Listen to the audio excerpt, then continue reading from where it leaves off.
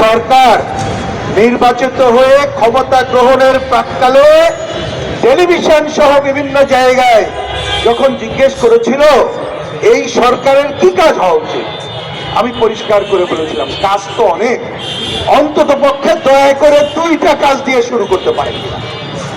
তা 2টার একটা বলেছিলাম মব সন্ত্রাস দমন করতে হবে, আরেকটা বলেছিলাম রমজান মাস সামনে ব্যবসায়ী সিন্ডিকেট ভাঙতে হবে, জিনিসপত্রের দাম যাতে যথাযথ ন্যায্য থাকতে সেই ব্যবস্থা নিতে হবে।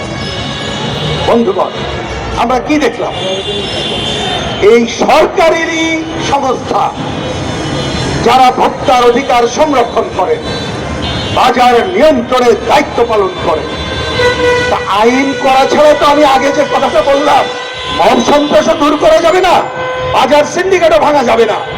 তাহলে সরকারকে যদি এই কাজটা করতে হয় তাহলে আইনের যথাযথ প্রয়োগ করতে হবে, জনমত গ্রহণ করতে হবে। আচ্ছা, জনমতটাই আমরা করব, আইনের কঠোর প্রয়োগটা আপনি করবেন। আমার ভোক্তা অধিকার সংরক্ষণ যখন আইন প্রয়োগ করতে গেল তখন কি ঘটলো? আইনের ব্যত্যয় ঘটিয়ে বরঞ্চ উল্টা ভোট তৈরির প্রচেষ্টা নেওয়া হলো। আমি এই ঘটনার তীব্র নিন্দা করি এবং এখনো পর্যন্ত যারা এ ধরনের অপকর্ম করেছে তার বিরুদ্ধে ব্যবস্থা না নেওয়ায় তীব্র ক্ষোভ প্রকাশ করি।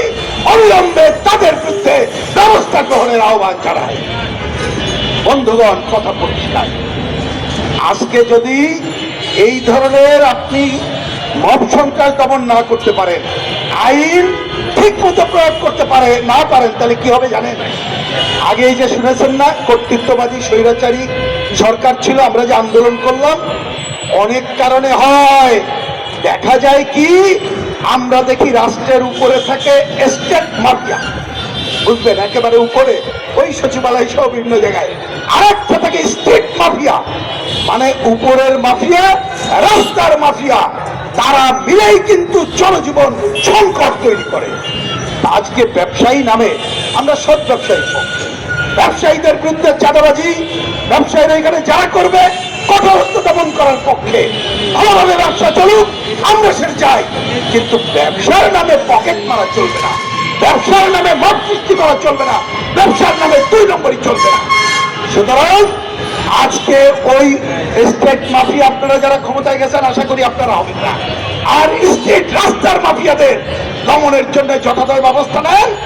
আমি রমজান মাসে কথা না বাড়িয়ে শেষ কথা বলতে চাই, আমরা দেখতে চাই এই যে যারা রাস্তা এবং বাজার মাফিয়া তাদের বিরুদ্ধে যথাযথ ব্যবস্থা গ্রহণ করে আপনারা সিগন্যাল দিচ্ছেন, আর কোন মাফিয়া এবং সিন্ডিকেটকে আমরা সহ্য করব না, তাদের বিরুদ্ধে যথাযথ ব্যবস্থা নেব।